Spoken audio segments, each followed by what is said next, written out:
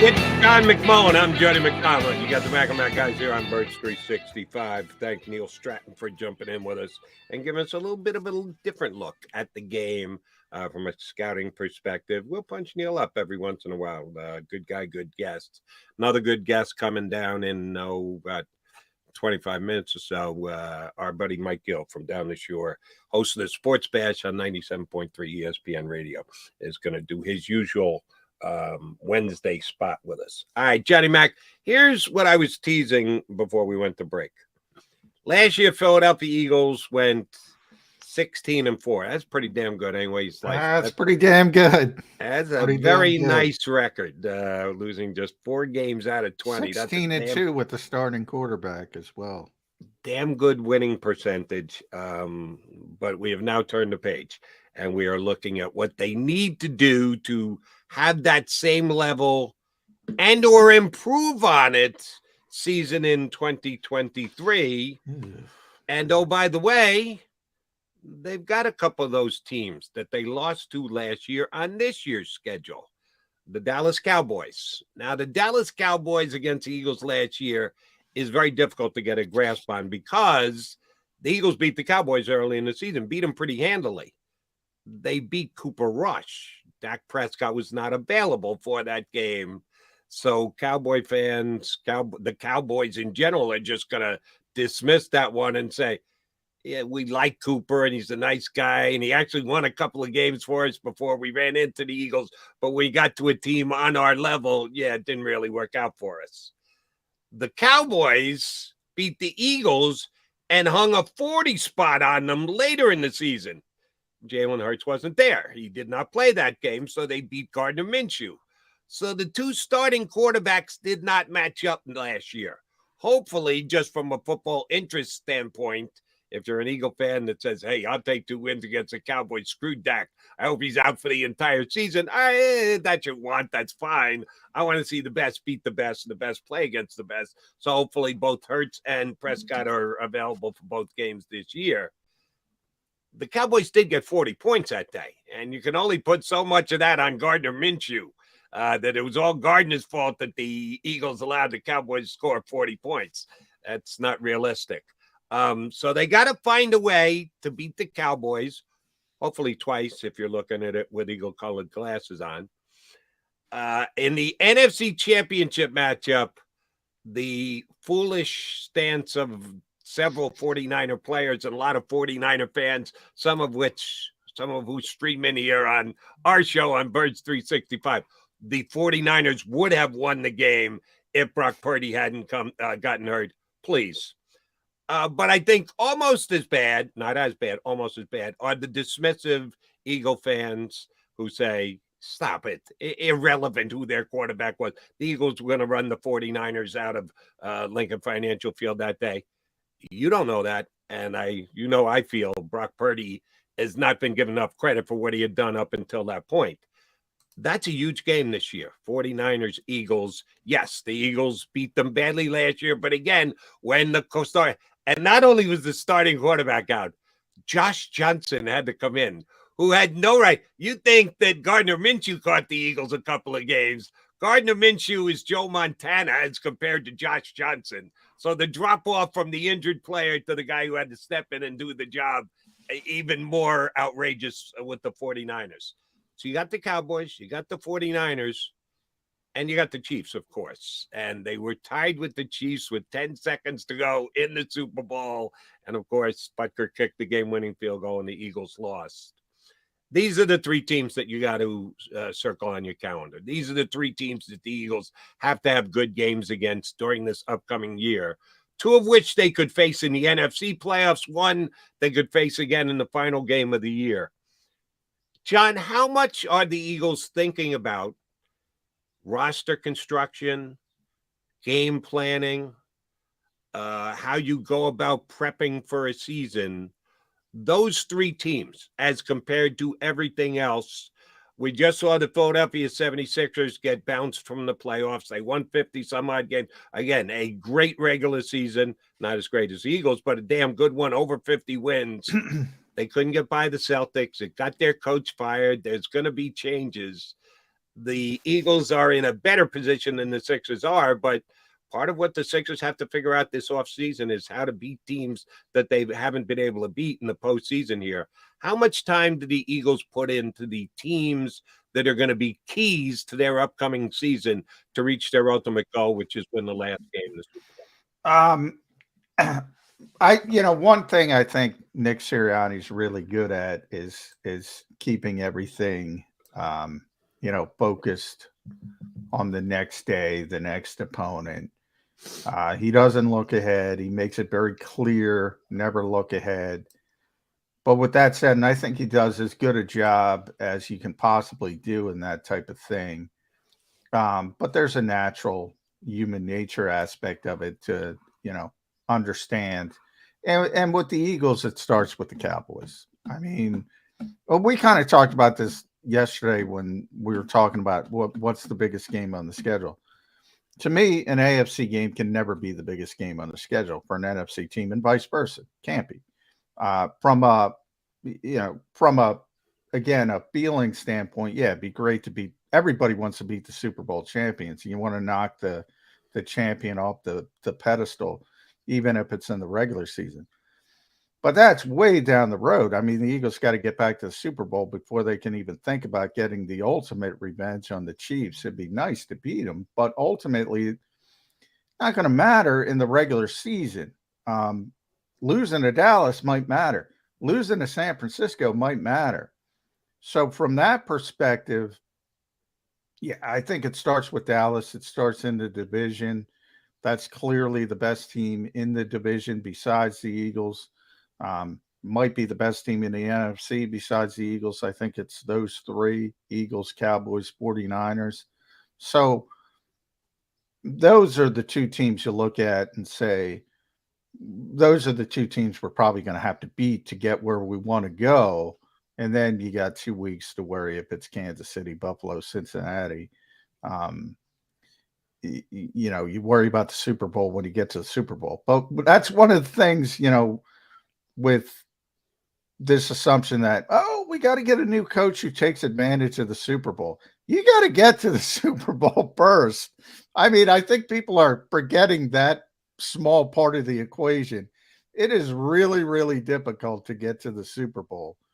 And yeah, it starts in the division. So Dallas is always number one. Not always. Sometimes it's the Giants, but it hasn't been the Giants for a long time. Hasn't been the Commanders for a long time, or the Washington football team, or whatever you want to call them, back to the Redskins. We're only a couple of years removed from them winning the division at 7-9, John. Come on. Don't forget that year. And this is not unique to the Eagles. It's, everybody. It always starts in the division. For the 49ers, as much as their fans like to come on here and worry about the Eagles, they're they're worried about the Seahawks first. And then they know the Eagles are going to be at the top of the conference, so it's more meaningful than an AFC team.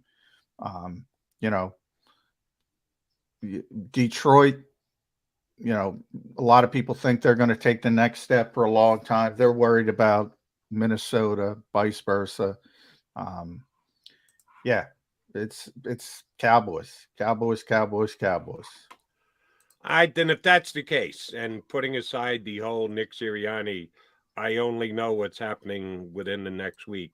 Are you telling me that the Eagles right now are starting to prep for the New England Patriots because they're week one and they won't think about anyone else on their schedule until after they get past New England? No, they won't prep for New England until 2 weeks before New England. They'll probably take an extra week. I always say, Jim Schwartz used to say, off season is for teaching, training camp is for evaluation, and then you're in game prep mode. I mean, they're right now, they're not thinking about anybody. They're trying to teach the rookies and trying to teach everybody and get everybody on the same page and the scheme and the system and all that kind of stuff. Then you evaluate your best 53 players in training camp, who's the best, and then you're in game prep mode, and it's all about next opponent. And, you want to focus, can't always do it, but Nick's been very good. You got to give him credit. He's been very good with keeping people on the page and, keeping it hyper focused on that particular week. And yeah, week 1, it'll be New England, which is an AFC game. So it wouldn't be the worst thing in the world to lose it, but you want to get off to a good start. And then it's Minnesota, and then it's Tampa Bay. And, yeah, they do a good job with that. You do have to give them credit with it. So in this teaching section of the off season leading up to the opening of the actual season, I'll revert to the question I asked. The 3 teams that jump out to me on the schedule this year are the Cowboys, the 49ers, and the Chiefs. And this is a little braggadocious because you're putting everyone else below them. And you're saying, we're this good that we can focus in on these 3 teams because we think we'll take care of our business against everybody else. The Cowboys did beat us last year. The 49ers finished with almost the same record they did and lost their quarterback in the midst of our showdown game. And the Chiefs beat us by a field goal at the very end of the final game of the season. Are you telling me, please tell me, no extra focus, no added focus on those? Are they not even mentioned? Are they treated as equals for everyone else in the prep coming up to the season? Or they're not important? even mentioning an opponent at this stage. Again, it's all about intra. Look at yourself, scheme, build what you're going to do. He might have some quality control coaches looking at film and, making sure, what so-and-so does well. And that would be more division opponents first than anything else. Then you kind of work out from there. San Francisco's probably going to be pretty good. Seattle's probably going to be pretty good. They're on the schedule. You work out from there. I mean, that's what coaches are always doing, but players, they're teaching. Yeah, it's all about teaching at this phase of the game. No, then I might do it differently than Nick Sirianni. And it's a very specific thing to the 2023 Eagles because they are as good as they are. I wouldn't just have this as a general philosophy. Every year I'm going to pick out the 2 or 3 opponents that I think are going to be our biggest Nick test would of the dress game. you down, Jody. That's perfectly fine. He would take you in his office and dress you down and say, I don't want to hear about goddamn anything except how we're going to get better today. That's Nick Sirianni. That's perfectly fine. And he had a very good year last year. I'd be foolish to try and go mano a mano, but they didn't achieve the ultimate goal. They didn't win the Super Bowl. So if I can take a step closer to doing that by doing something slightly different going into the year, I'm going to be open-minded to that, because when you are the Super Bowl champ, there is no second guessing whatsoever. Eagles came up just short. So I would look to find those small Well, I would say cracks. this: if you turn the coin, I guarantee you, because I know Andy Reid well enough, I guarantee you Andy Reid isn't worried about the freaking Eagles. He doesn't have to. He won the game. Yeah, but he's not spending. If he lost the game, he wouldn't be worried about the freaking Eagles. That would be speculation. The result is Andy won the game. That is not speculation at all. I mean, that's not how Andy does it. I mean, Nick is not unique doing it this way. In fact, you'd be, changing the entire industry. I mean, Jim's the one who, as I said, Jim's not on this staff.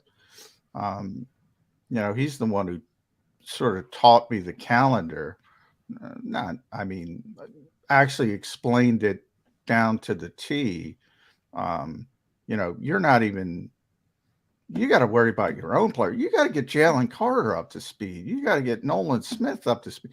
You got to get Nakobe Dean and Cam Jurgens ready to play. I mean, you can't be worried about Dallas, never mind Kansas City, or can't. It's too early for that. So you're telling me that the entire coaching staff doesn't have enough time, doesn't have enough space in their gray matter. No, as I said, that's what quality control coaches do. They're doing, studies and, putting together what teams like to do so that when the coaches are ready, they can get the big screen and they got all the clips and they got all the film. It's a giant organization. What I'm saying is the coaches, the coaching staff, the positional coaches, the coordinators, the head coach, they're worried about getting their players ready to play. Now, there's different levels, obviously. Jason Kelsey's ready to play. We don't know Cam Jurgens is ready to play. We know Fletcher Cox is ready to play, understands how to play. We don't know Jalen Carter's ready to play. There's a lot of young players, a lot of changes, and you got to get those guys up to speed and ready to play. All right, so if you're putting it on the quality control coaches, let me ask you about the quality control coaches. They played the Commanders week number 4. They play the Commanders twice during the season. Are you telling me the quality control coaches are spending more time now because of the calendar prepping for the Commanders than they would be for the 49ers as either a regular season opponent or a playoff opponent? They're generally Nick gives people special projects, and they're generally the quality control guys during the season are generally. No, I'm talking about right now. I'm not talking about during the season. I'm talking. Well, I'm right saying now, I know what you're trying to get me to say, but I'm not. I'm not trying to get you to say anything. I'm trying to get you to say what you feel, John, and that's why I'm trying. And that's why I'm trying to explain it. They generally work a week ahead in the regular season, so that's how. In other words, they're a week ahead, getting prep ready for the core coaching staff. I don't want to. They're part of the coaching staff, but they're working a week ahead to make sure that everything is ready for the positional coaches, the coordinators, the head coach, for that so everything's seamless and ready to go. During the off season, and Nick has talked about this extensively with us, he gives all his assistants projects. Now, there might be a project on Dallas. There might be a project on Washington. There might be a project on the Giants. And they do something well, and we didn't handle it well. And he might have them working on that. But this all-encompassing, we're focused on so-and-so. No, it doesn't exist. And by the way, it doesn't exist anywhere. It doesn't exist anywhere in the NFL. And you bring up other sports. Maybe it's a little bit different because if you're a good team, you mentioned the Sixers. Well, they're going to win 50 games. As long as Embiid's healthy, they're going to win 50 games. They better find out a way to beat the Celtics. They can't beat the Celtics. They can never beat the Celtics. It's a different sport. I mean, back in the day, the Sixers got Andrew Toney, and the Celtics got Dennis Johnson to deal with Andrew Toney. And they would go back and forth because they know they were going to see each other every single year. And they did, basically, unless there was a major upset. Football's not like that. I mean, there's no guarantee you're going to get back to. And that's where, too many people are hyper-focused on, well, you got to fire Jonathan Gannon because he imploded in the Super Bowl. You got to get to the damn Super Bowl before you worry about imploding in the Super Bowl. Everybody's skipping some giant stinking steps. And Nick is hyper-focused on that week-to-week mentality to the point it gets boring. And he admits it gets boring. But he talks about it week in and week out, week in and week out, and he drills it into their head. And I'm not saying they're robots and they don't look ahead, because they do look ahead. And they probably will look ahead to Kansas City during that week or the week before, the bye week, and they'll be fired up and say, we want to get the guys that were there. That's the human nature aspect of it. But on May 17th, that coaching staff doesn't even know Kansas City exists right now. All right. So then give me some good, healthy speculation. What are the special projects that the quality control coaches are working on during Well, this again, time of the that's, season?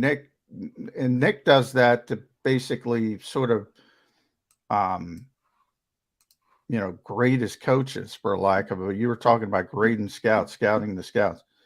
He wants to focus on, are his assistants growing and all that kind of stuff. And that's why he does it.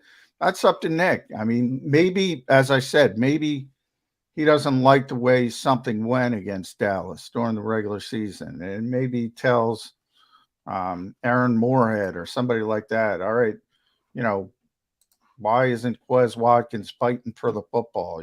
Give me 15 teach tape moments of receivers fighting for the football, turning into defensive backs, things like that. But obviously, but that's, up to Nick, and that's part of what he does. And he's into that kind of stuff, and he wants to, you've heard him talk about when he gets in the weeds about certain things. It could be as little as somebody running a bad route. He's obsessed with wide receivers. We go back to that Giants game a couple of years ago when everybody was focused on, Jalen Reagor didn't catch the ball. He was focused on, why the hell are you not running the right routes? Why are you not getting the right depth? And that was Devontae Smith, who's a really good receiver, but he was a rookie, and he's not running the right depth. Maybe he's got somebody else looking for 20, 30 plays, teach tape plays, as he calls them. This is the way this route is run. This is the way this route is run. That's the kind of stuff they do. No, I'm hoping the teach tape moments are focused more on 3 teams than the rest of the schedule. Understood. You're going to get fired, Jody. You're going to get fired if you go into Nick with that. I mean, he's you know what? That's a beautiful thing, because Nick Sirianni, I don't work for Nick Sirianni. Sometimes I wonder if you do, buddy. I don't work for Nick Sirianni. Well, I mean, that's not what he's looking for. I don't know why. I could lie to you. That's what I say to fans. If fans want me to lie to them, well, I can't. I can't lie. It's just against my nature. Good for you. That's not how they do it. Now, I could lie to you and say they do it in a different direction, but that's not how they do it.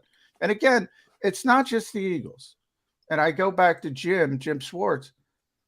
That's how the industry is set up. And when you have such turnover, and in the NFL, basically 30% of your roster is turned over every year, you got to get those guys freaking ready to play before you can even think about bad teams, never mind good teams. Today is May 10th. We are in a severely downtime in the National Football League. The coaching staff is still being paid. They don't not get a check during this time of the year, so they're still being paid. I'm just suggesting a way for the Eagles to potentially have as successful, if not a more successful season next year. If they choose not to do it that way, it's their team. I'm just a stupid talk show host. But I'm suggesting the way their schedule is laid out this year, there are some key games that they'll be playing in, and I'd like to see them as prepped as humanly possible for those key games. They got 86 players. Yeah, they're working today.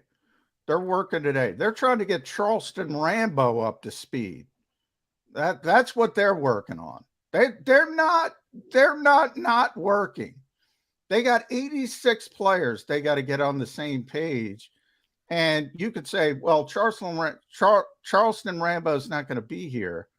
But then you're not doing your job as a coach. You're trying to get that specific player better. All 86 of these guys, you're trying to get better, even Jason Kelce. You're trying to get them a little bit better. So when you get to New England in week 1, you're better equipped to win. I comprehend that. I get that. And that is the number one priority. There's a lot of hours in the day. They're not putting in. Wait a minute, John. Are you suggesting the Eagles are putting in hour after hour after hour at this time of year? The Eagles, who may practice less on the clock than any other team in the National Football League. The days just come and go and disappear. Like, I can't believe the day is over. Well, Really? I mean that we're talking about the players, which is, collectively bargained to extent, but they don't use all the time they could use on the field, and we know that. But the coaches work long hours.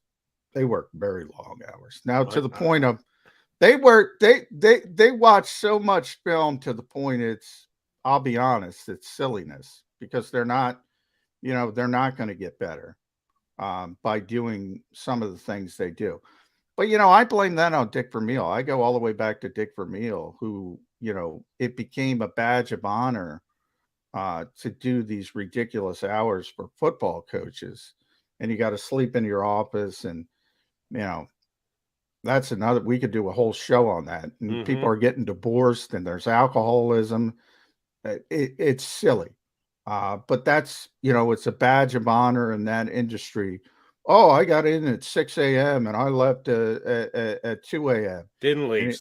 Slept on a couch. Yeah. Yeah, that's and that part of it, I'll be honest, is bullshit. But they watch so much damn film. And they have, on the second floor, they have a giant room with a wall. The screen is as big as the wall, the entire wall. And they got every play, and that's what the quality control guys do. And they got every play clipped, and they watch it again and again and again and again, and the cheat shape and everything, and blah, blah, blah, ad nauseum. You don't have to worry about those guys working. Well, if you're telling me they're working, then I'm happy for it. I hope they are narrow focused on 3 specific teams in the Eagles' upcoming season. McMullen and McDonald, the Mac and Mac guys here on Birds 365. Oh, I think he's got an outside look for us. We're heading down the shore. Mike Gill from the Sports Bash, our usual Wednesday contributor, jumping in with us here on Birds 365.